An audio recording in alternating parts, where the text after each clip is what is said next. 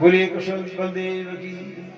आत्मदेव धुंधली के कारनामों से बड़े दुखी थे, ऊपर से बच्चा नहीं हुआ और दुखी होते होते तो उनका मन इतना खराब हो गया, इतने दुखी हो गए, एक दिन वो आत्महत्या करने चल पड़े। जंगल में रास्ते में एक वृक्ष के नीचे बैठे थे, उतने को एक महात्मा आ गए। आत्मदेव रो रहे थे कि मैं छलांग लगाऊं, फंदा लगाऊं, खाने को जहर मेरे पास है नहीं, कैसे मरूं, मर जाऊंगा, नहीं रहूंगा। उतने कोई महात्मा जी आ गए। बोलिए जय श्री कृष्ण। याद रखना, संत मिले तो सब संकट टल जाते हैं। महात्मा कोई मिल जाए या कोई अच्छा आदमी आपको मिल जाए, पर महात्मा ये नहीं। आप भी कोई, अब अगर कोई अच्छी माँ बेटी मिल जाए जो बिल्कुल संत की तरह हो, अगर कोई आदमी मिल जाए जो संत की तरह हो, तो दुख दूर होते हैं। महात्मा जी ने कहा, भाई क्यों रो रहे हो? कि महाराज मेरे बेटा नहीं। महात्मा ने कहा, अरे बेटा, मैंने सोचा भगवान के लिए रो रहा है, बेटे से क्या लेना? महाराज मेरे को बेटा चाहिए। अरे बेटे से क्या लेना? महाराज मैं पूर्व जन्म का पापी हूँ, डाली लगाऊं उसमें फल नहीं लगते, गाय पालूं उसमें वो गाय बंध्या हो जाती है, मेरे हाथों से तो पितर भी जल ग्रहण नहीं करते।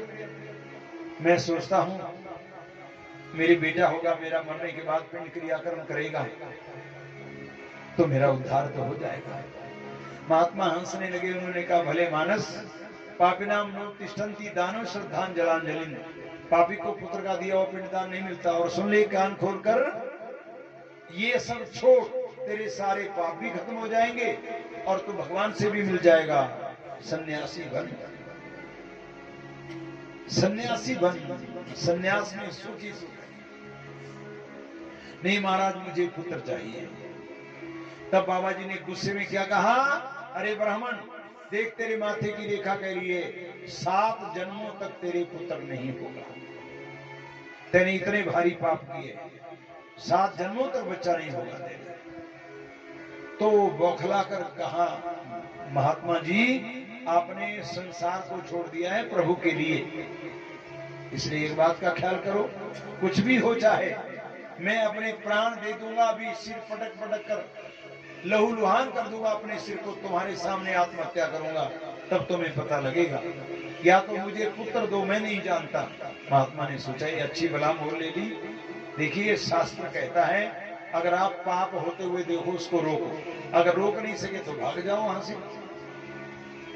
और महात्मा ने प्रभु से हाथ जोड़े कि भगवान अब मैं क्या करूं। उन्होंने अपनी झोली से फल लिया और भगवान का लिया नाम और कहा, आत्मदेव ये फल है, मरना नहीं, इसको ले जा अपनी घरवाली को खिला दे, जा तेरे बेटा हो जाएगा। आत्मदेव खुश हो गए। और देखिए मरने चले थे आत्मदेव, संत मिले, मौत टल गई। जो 7 जन्मों तक पुत्र नहीं होना था वो फल भी मिल गया, लेकिन खिलाना किसको है? बोलो बोला, किसको खिलाना है? धुंधली खाती कभी सत्संग का फल? जिस आदमी की अकल धुंधली हो जाती है, जिस आदमी का मन धुंधला हो जाता है, जो स्वयं धुंधला धुंधली होते हैं, वो कभी सत्संग का फल नहीं खाते, कभी सत्संग में जाते नहीं। आत्मदेव घर में आए, धुंधली आओ नई चीज लाया हूं। धुंधली दौड़ कर आई, लो इस फल को खाओ, तुम्हारे पुत्र होगा। धुंधली ने कहा, बड़े चीख चीख कर बोल रहे थे, मुंह फाड़ फाड़ कर बोल रहे थे, जैसे 9 लाख हार लेकर आए हो। ये फल, दिमाग खराब तुम्हारा, फल खाऊंगी गर्भवती मैं होंगी, गर्भ उल्ट पलट हुआ तो मरूंगी मैं, कैसे मैं रोटी खाऊंगी, कैसे काम करूंगी। आत्मदेव ने कहा, धुंधली सारी दुनिया मां से पैदा होती है, मां का दर्जा तो परमात्मा से भी ऊंचा है, परमात्मा भी मां के गर्भ में आते हैं। धुंधली फल खा ले, बच्चा हो जाएगा, तुम्हारा वंश चलेगा। धुंधली ने कहा, जी ऐसे खा लो, तुम्हारे कहने से है अकल ठिकाने, अलमारी में रखो इसको, सलाह लूंगी किसी अच्छे आदमी की। इसको कहते हैं धुंधली। जिसको अपने घर वालों की सलाह अच्छी नहीं लगती उसको कहते हैं धुंधली। अपने पति की, अपने घर वाले की सलाह अच्छी नहीं लगती। धुंधली आत्मदेव ने भगवान के पास फल रख दिया, प्रभु आप जानो, चले गए। धुंधली की पड़ोसन आ गई, और कहा ये बीमारी लाए, कहते इसको खा तेरे बच्चा होगा। पड़ोसन समझदार थी, उसने कहा बहन संत का दिया भले खा ले, अगर तेरे बच्चा हो जाएगा तो और क्या चाहिए, तुम्हारा वंश चल पड़ेगा। पर बहन खा तो लूं, पर जब गर्भ होगा तो मैं दौड़ूंगी कैसे। पड़ोसन ने कहा तेने कोई दौड़ में भाग लेना है। नहीं बहन, कहीं घर में आग ही लग गई तो। अरे शुभ शुभ बोले, ऐसा क्यों बोली। अरे कहीं सुखदेव की तरह 12 साल मेरे पेट में ही बच्चा रह गया तो। एवं कुतर्क योगेन तत्फलं नहीं भक्षितम, ऐसी उल्टी सीधी बातें करके फल खाए। और तीसरे दिन उसकी बहन आ गई, अपने परिवार की ही थी, वो एक ही परिवार में 2 बहनें ब्याही थी, वो परिवार अलग रहता था। वो आ गई, उसको कहा कि ये बीमारी लाए। बहन पहले सोचती थी कि इनका पत्ता साफ हो जाए तो सारी प्रॉपर्टी हमारी होगी। उसने कहा बहन फल खाने से नहीं होते बच्चे, ये तेरे को मूर्ख बना रहे हैं। एक काम कर, इस फल को गाय को खिला, होना होगा तो वहां से मिल जाए, इस चक्कर में तू क्यों पड़ेगी। उसने कहा बहन गाय को खिला दी, और कहीं गाय से हो गया बच्चा तो। अरे मैं तरीका बताऊं तेरे, फल गाय को खिला, पंडित जी को नहीं बताना। मेरे घर में 10 बच्चे हैं और फिर मैं गर्भवती। पंडित जी को कहना मैंने फल खा लिया, मैं गर्भवती हूँ, जो मेरे बच्चा पैदा हुआ तो मैं पहुंचा दूंगी रातों रात, पालने को भी मुझे ही बुला लेना। धुंधली की बहन के कहने पर धुंधली ने बच्चा वो फल गाय को खिला दिया। आत्मदेव घर में आए, धुंधली फल कहां डाला। अजी सुनो बड़ा चमत्कार है, खाया मैंने, मैं तो गर्भवती हूं। आत्मदेव भगवान के पास खड़े हुए, खूब शंख बजाया, घंटी बजाई। जो ध्यावे फल पावे, दुख बिन से मन का, स्वामी दुख बिन से मन का, सुख संपत्ति घर आवे, कष्ट मिटे कर। भगवान कह रहे हैं आत्मदेव तू धन्य है, पर भाई आत्मदेव स्त्री चरित्रम पुरुषस्य भाग्यम न जानाति देवो भी कुतो मनुष्य। स्त्री चरित्र को देवता नहीं सुन सकते, तुम्हारे बस की बात है, पर चलो तुम्हारी जीत हो जाएगी। अभी 6 महीने हुए थे, 7वां महीना लगा, आत्मदेव गए थे कहीं काम को। जब आए तो लोग कहने लगे पंडित जी बधाइयां, बेटा हो गया है। आत्मदेव खूब दौड़ कर आए, देखा धुंधली की गोद में मोटा ताजा बालक। आत्मदेव भगवान को हाथ जोड़े, भगवान देखो गुरुदेव ने ऐसा फल दिया, ना दाई और ना दवाई। धुंधली ने कहा जी बेटा तो हो गया, पर इसको पालेगा कौन। आत्मदेव ने कहा धुंधली माँ को तो, बच्चे को तो माँ पालती है। अरे मेरे स्तनों में दूध नहीं है। आत्मदेव ने कहा जिस माँ के घर में बच्चा आता है उसके आहार को भगवान दूध में माँ के स्तनों में पैदा करते हैं। अरे नहीं है, मैं क्या करूं, मरेगा तुम्हारा बच्चा मरेगा। आत्मदेव परेशान हो गए। धुंधली ने कहा मेरी बहन को बुला लो, वो सद्य प्रसूता, उसका बच्चा मर गया है और वो हमारे बच्चे को पाल देगी। धुंधली की बहन आ गई, वही दुष्ट बहन। और याद रखना दुष्ट माँ का दूध पीने से बच्चा दुष्ट होता है। जो गंदी माँ होगी उसका बच्चा नहीं हो सकता लायक कभी भी। और इस तरह से वो पालने लगी। 3 महीने जब हुए तो पूरा इलाका इकट्ठा हो गया। क्यों? जिस गाय को फल खिलाया था उसके एक सुंदर बालक हो गया। गाय के जैसे कान, सारा सुंदर सुडौल आकृति। सब लोग जय जयकार करने लगे। आत्मदेव बधाई है तुम्हें। एक एक को रोते थे, 2-2 हो गए। संतों ने उस बालक का नाम गोकर्ण रखा। और धुंधली ने कहा भाई मेरे बच्चे का नाम नहीं रखना, मेरा नाम है धुंधली, मैं खुद नाम रखूंगी, मेरे बच्चे का नाम धुंधुकारी होगा। माताएं बोलो किस किस को बोलती है धुंधुकारी? जो गंदे काम करता है ना, जो जिद करता है, मानता है नहीं किसी का कहना, उसको नहीं बोलते कि मर गया पता नहीं कहां से आ गया तो धुंधुकारी। बड़े जब हुए तो गोकर्ण पढ़ लिख कर विद्वान बना, जबकि धुंधुकारी ना पढ़ा ना लिखा, आवारागर्दी, चोरी, लूटपाट, गंदे काम करने लगा। आत्मदेव बड़े दुखी हो गए। पहले सोच रहे थे पुत्र नहीं हुआ, अब सोच रहे हैं पुत्र क्यों हुआ। और एक दिन रोते रोते गोकर्ण के पास चले गए। गोकर्ण थोड़ा सा दूर रहते थे और वहां रो रहे हैं, बेटा क्या करूं, धुंधली की वजह से मेरा जीवन तो परेशान था, लेकिन गोकर्ण बेटा अगर तुम नहीं होते तब तो धुंधकारी ने तो हमारे जीवन को सारा छलनी कर दिया। घरवाली ऐसी है, बेटा ऐसा है, क्या करूं, कहां जाऊं। गोकर्ण क्या कहते हैं, पिताजी कोई किसी का नहीं, ये झूठे नाते हैं, नातों का क्या कसम वादे प्यार वफा सब बातें हैं, बातों का क्या कसम वादे प्यार वफा सब बातें हैं, बातों का कोई किसी का नहीं, ये झूठे नाते हैं, नातों का क्या कसम वादे प्यार वफा सब बातें हैं, यादों का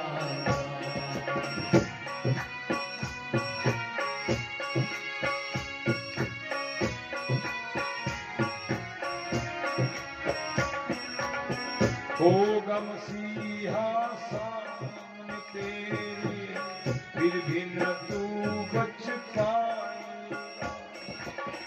होगा मसीहा सामने तेरे, फिर भी न तू बच पाएगा। तेरा अपना खून ही आखिर तुझको आग लगाएगा। आसमान के उड़ने वाले, आसमान के उड़ने वाले मिट्टी में मिल जाएगा। कसम वादे प्यार वादे कोई किसी का नहीं, ये झूठे नाते हैं, नातों का क्या कसम वादे प्यार वादे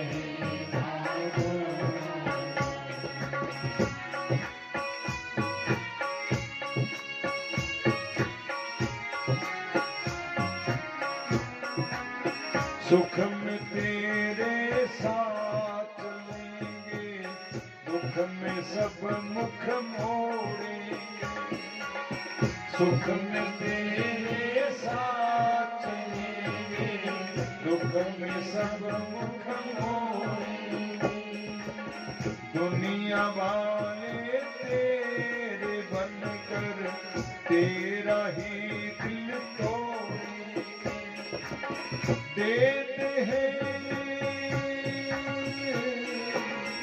देते हैं भगवान को धोखा, इनसा क्या बच पाएगा। कसम वादे प्यार वादे बातों का कोई किसी का नहीं, ये झूठे नाते हैं, नातों का क्या कसम वादे प्यार वादे बातों का। पिताजी देहस्थि मांस रुधिरे भीमतिं त्यजत्वं जाया सुतादिषु सदा ममतां विमुञ्च। पश्यानिशं जगदिदं क्षणभङ्गनिष्ठं, वैराग्यरागरसिको भवभक्तिनिष्ठ। पिताजी हाड़ मांस के इस पुतले में इतनी ममता, छोड़ो इसको। ये मेरी पत्नी है, मेरा पुत्र है, मेरा परिवार है, ये सब छोड़ दो। पश्यानिशं जगदिदं क्षणभंगुरिष्टम्। ये संसार तो क्षणभंगुर है, जीवन क्षणभंगुर है पिताजी। वैराग्य में चले जाओ, ये राग द्वेष सब छोड़ो, विरागी बन जाओ, परमात्मा में प्रेम करो, भक्ति करो, परमात्मा के प्रेम में जाओ। एवं सुतुक्ति वस्तु विग्रहम विहाय, चले गए घर बार छोड़कर, और या तो वनम गत स्थिर मतिर्गत 60 वर्षा, भगवान से प्रेम कर लिया, आत्मदेव ने बिल्कुल आनंद में खो गए। सत्संग का फल लिया था नहीं, उसका फल मिला। भगवान ने कहा था, आत्मा ने कहा था तुम्हारी जीत होगी, पर क्या हुआ, घर में रह गई कौन, धुंधली और धुंधुकारी। गोकर ने देखा बुरे समाज से अलग रहना, वो तीर्थ यात्रा को निकल गए। और धुंधुकारी अपनी मां को रोज पीटता था, धन कहां है, कहां है सोना चांदी पैसे, कवित्तम तिष्ठति ब्रूहि हनिष्ये लतयान चेत, लात से मारूंगा, डंडे से मारूंगा, बता कहां है। आवारा वेश्याओं को घर में बसा लिया, डर किसी का था नहीं। और एक दिन धुंधली डर के मारे कुएं में छलांग लगाकर मर गई। धुंधुकारी की 5 वेश्याएं, धन तो खूब इकट्ठा कर लिया था चोरी लूटपाट का, पर वेश्याओं ने एक बार सोचा कि कभी न कभी तो पकड़ा जाएगा, और पकड़ा जाएगा तो हमारी भी आएगी, हमें पैसा मिलेगा, दुखी दुख मिलेगा। वेश्याओं ने क्या किया, सब इकट्ठी होकर के रात को गला दबोचा, आग के अंगारे मुंह में डाले और धुंधुकारी को मार दिया, मर गया धुंधुकारी। उसी घर में खड्डा खोदा, वहीं दफना कर भाग गई। मरने के बाद धुंधुकारी प्रेत बना। गोकर्ण को तीर्थ यात्रा में पता लगा, उन्होंने क्रियाक्रम वहीं पर कर दिया। गया जी में लोग जाते हैं ना, तो कई लोगों का अंधविश्वास क्या, गया में जाते हैं, पिंडदान करते हैं और घर में श्राद्ध ही बंद कर देते हैं। गलत बात। श्राद्ध का नाम तो श्रद्धा है, श्रद्धा नहीं खत्म होनी चाहिए। गया जाकर श्राद्ध बंद नहीं होते, गया जाकर केवल कर्मकांड बंद होता है। जैसे हम बाहर से रेख देते हैं, पूजा करते हैं, नहीं, आप नसरावा रखो, रोटियां रखो, काकग्रास रखो, गोबली रखो, स्वान ग्रास रखो, पितरों को प्रणाम करो। हमारी आस्था खराब नहीं होनी चाहिए। लोग कहते हैं गया जी उनकी गया कर दी, उनका श्राद्ध नहीं हम करते, बिल्कुल गलत बात है। श्राद्ध किसे कहते हैं? प्रेत पितृश निर्दिश्या भुंजते येन ब्राह्मणान श्रद्धा दीयते यस्मात् श्राद्धं परिकीर्तितम्। अपने पितरों का ध्यान करके, अपने प्रेतात्माओं का ध्यान करके जो हम किसी ब्राह्मण को भोजन करवाते हैं, उसको श्राद्ध करते हैं, श्रद्धा से करवाते हैं। हमारी श्रद्धा नहीं खत्म होनी चाहिए। कई बार कई लोग सन्यासी बन जाते हैं और पूजा पाठ कर्मकांड ही छोड़ देते हैं। भगवद गीता में भगवान कहते हैं कि कर्म को कभी समाप्त नहीं किया जाता। कर्म सबसे बड़ी बात है। कर्म का अध्ययन करने के लिए सन्यासी बना जाता है। बस इस तरह से गोकर्ण कई दिनों के बाद जब आए घर, तो अब जिस घर में नालायक होते वो घर खराब नहीं हो जाते, गिर नहीं जाते। माटी के ढेर, पत्थरों के ढेर, झाड़ियां, कंकड़ पत्थर, गोकर्ण लगे देखने। तो उन्होंने थोड़ी सी जगह बनाई, वहीं पर अपनी चादर बिछाई, वहां सो गए। रात को आग लगी, थोड़ी देर आग जली, फिर वहां पर एक मेढा आ गया, फिर कुत्ता आ गया, फिर कीचड़ आ गया, फिर पानी बरसने लग गया। गोकर्ण उठे, उन्होंने जान लिया कोई प्रेतात्मा है, और उन्होंने जल छिड़का। कष्ट मुग्र तरु रात्रो कुतो यादो दशाम, इस रात को गुरु धारण करने वाले तुम कौन हो? तो आवाज क्या आई?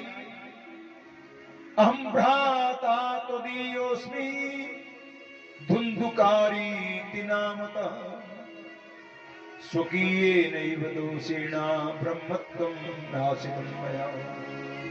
भैया मैं धुंधुकारी, भैया गोकर्ण मैंने बड़े पाप किए हैं, क्या करूं, मेरा उद्धार कैसे होगा? मैं तो प्रेत हूं, वो भी बहुत बड़ा प्रेत हूं। गया जी में तुमने जरूर श्राद्ध किए मेरे, लेकिन गया जी के श्राद्ध से मेरा नहीं होगा कल्याण। मैंने इतने बड़े पाप किए हैं, गया जी में मेरी मुक्ति नहीं होगी। और कोई उपाय सोचो। प्रेतात्मा लुप्त हो गई। रात व्यतीत हुई, गोकर्ण नहा धोकर संध्या वंदन करके सूर्य नारायण भगवान को प्रसन्न कर दिया।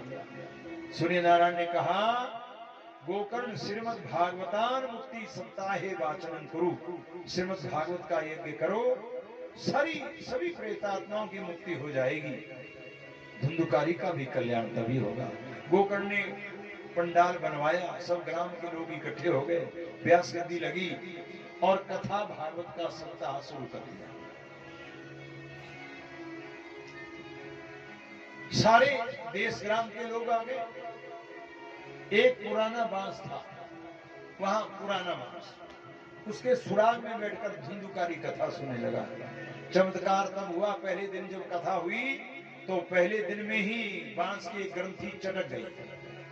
दूसरे दिन दूसरी, तीसरे दिन तीसरी, सातवें दिन बांस के टुकड़े हो गए और बांस के बीच में से धुंधुकारी देवता बनकर निकले। बोले गोविंद भगवान। धुंधुकारी कहने लगा, धन्य भागवती कथा लोके, प्रेत पीड़ा विनाशिनी, प्रेतत्व से मुक्ति दिलाने वाली भागवत की कथा को नमस्कार है, धन्य है। उसी समय विमान आया और धुंधुकारी देवता बनकर देवधाम को चला गया। गोकर्ण ने दोबारा कथा की और दोबारा जब कथा की तो सब लोगों का कल्याण हुआ।